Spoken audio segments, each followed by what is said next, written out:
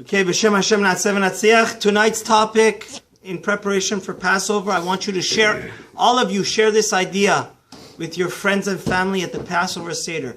5 reasons, moral, philosophical, Kabbalistic reasons why we should eat matzah. And the first 2 nights you have to have shmura matzah, which is handmade with a very special wheat. Now, the Zohar says such a heartwarming and beautiful reason why we should have matzah. Matzah here is the vitamin of emunah. You know why? Because matzah shows us how colossally glorious the Jew is. How marvelous. We had an enormous and marvelous amount of trust in God. Moses took us out of Egypt, but to where? Right. There was no Hilton, no Marriott in the Sinai Desert, no even Motel 6. By us eating matzah, we're showing that our forefathers had a complete trust in God. To leave, even if though they were slaves, believe me, the Jews complained a lot that, you know, the funny thing is in life, anywhere you're in life, you miss the old times. Because even if the old times has a certain amount of security, even though they were slaves, they had a home. Leaving Egypt, they have nothing. They're blindly following Moses into where? No man's land. But they still did that. That's why it's called Chag HaMatzot. Whenever the Torah talks about the Passover, so when you eat matzah, it gives you a vitamin. Not a physical vitamin, but a supernatural, spiritual vitamin. Because it reminds us that the Jew, a lot of times in life, we get scared. Where's God taking us? Where's my life going? We know we want to feel depressed and hopeless. No. The Jew always knows that God does miracles. And this is why the great prophet Jeremiah says, God says we did kindness to God. Lechtech acharai bamidbar be'eretz lo zarua. The Jew had the integrity, the honesty, the fortitude, the guts to say, hey, I'm going to leave this evil country and follow God into the barren desert where nothing grows. Because I know God is going to take care of me. And that's what the matzah symbolizes. Because when we left Egypt, we just took our cattle. And that's something to be so proud of. That the matzah symbolizes the Jews' complete trust in God's promise, in God's miracles. And we follow God. We follow the great prophets and the leaders to the promised land. The second reason why we should eat matzah is that we know the worst thing that causes a person to reject holiness and reject the Shekhinah is egotism, like Paro. Paro was full of himself. Moses comes to Paro and says, God told the Jews, the God of the Israelites says, free the Jews. Paro says, who is God that I should listen to him? The greatest person that saved Egypt from catastrophe was Yosef. How could Paro not know the God of Abraham, Yitzchak, Yaakov, and Yosef? Yaakov blessed Paro, his father. Yaakov had blessed the father or grandfather of this Paro that Moses was dealing with face to face. So when Moses says the God of Israel said that you should let the Jews go, he says, I don't recognize this God, which is ridiculous. Yaakov had lived many years in Egypt. Yosef, even many more years. And he was the prime minister of the land. But that shows you, when you care only about yourself and you want to inflate your ego, like, that's the difference between matzah. Matzah is very humble, like Moses. Never want to take credit for anything. Always give the credit to God. And these first 2 reasons are really connected. I said the first reason that we eat matzah is to show it shows that how much we trusted God to follow him into no man's land. Because humility, what does humility mean? Humility doesn't mean, God forbid, that you're a loser and you're not a hustler and you don't work hard and you let people take advantage of you. Humility means that you do great things, but who gets the credit? God. And you have to know that you're great. And if you don't use your potential, God is going to be very disappointed in you. But ultimately, who gave you everything? Who gave you the mind, the power to go ahead and be strong? God.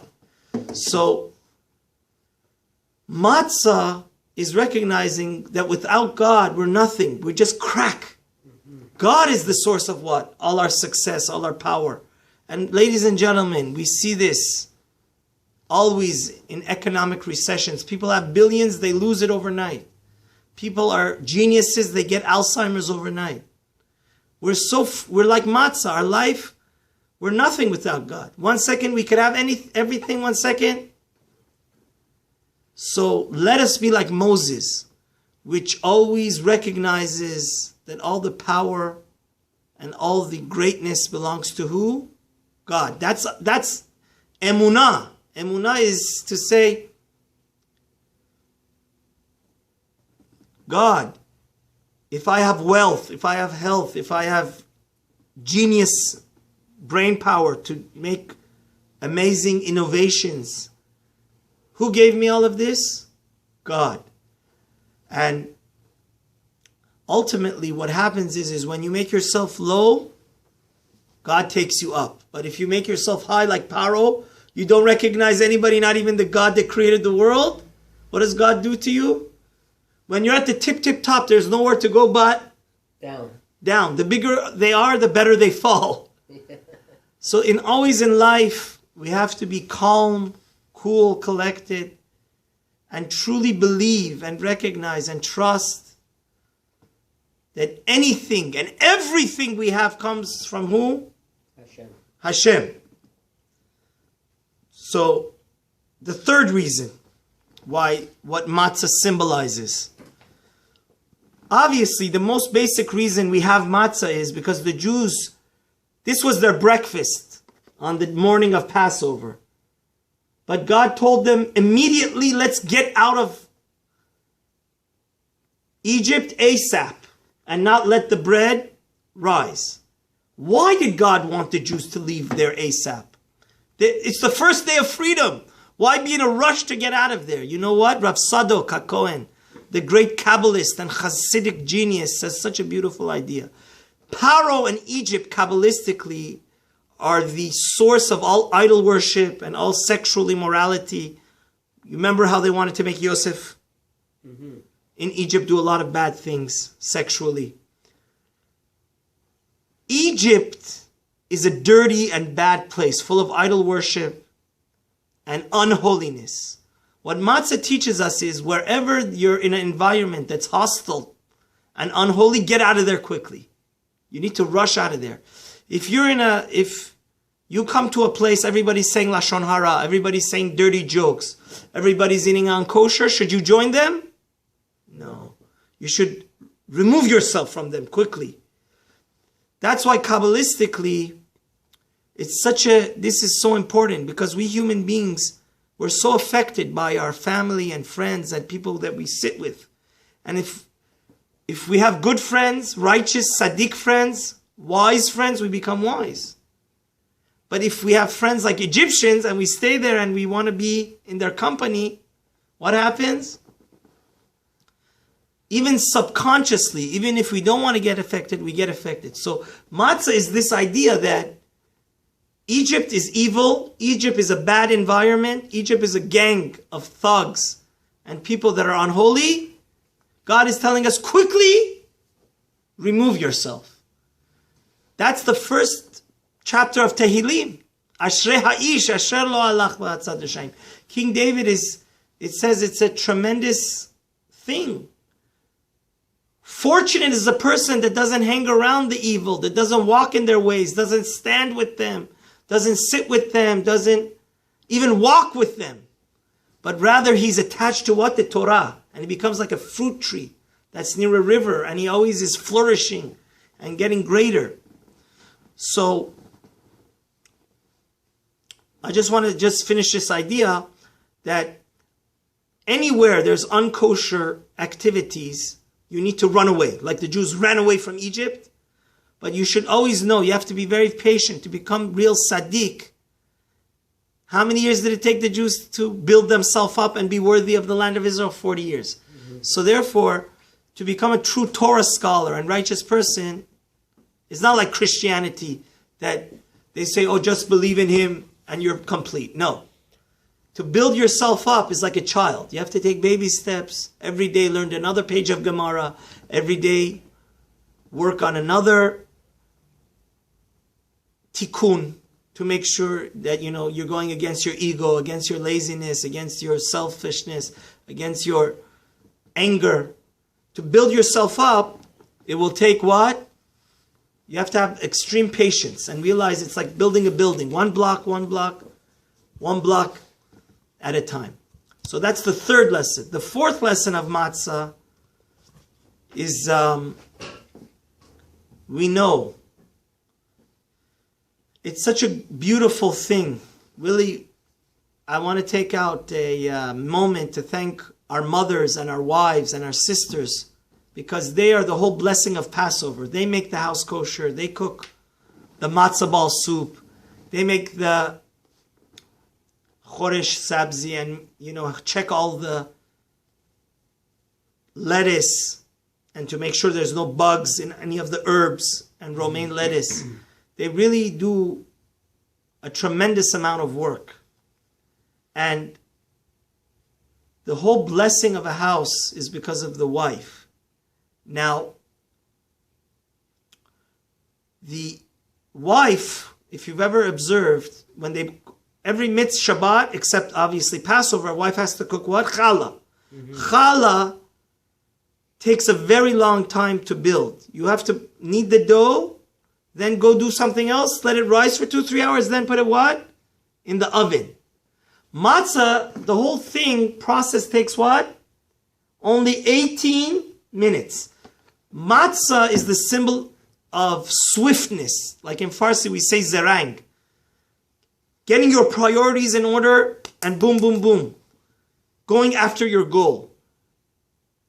On the other hand, chametz, bread, is the symbol of laziness. It could only happen, bread only becomes bread by you forgetting about it, not being on top of it.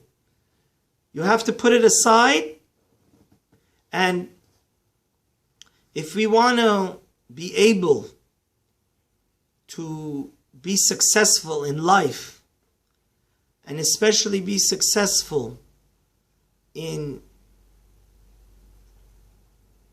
getting all of the Torah and mitzvot, the 613 commandments, and learning Torah, if you're lazy, if you're never in the mood, if you always want to put it on the back burner, are you ever going to finish the entire Talmud and the Gemara and doing all the mitzvahs you should do to help your father, mother, and be proactive? No.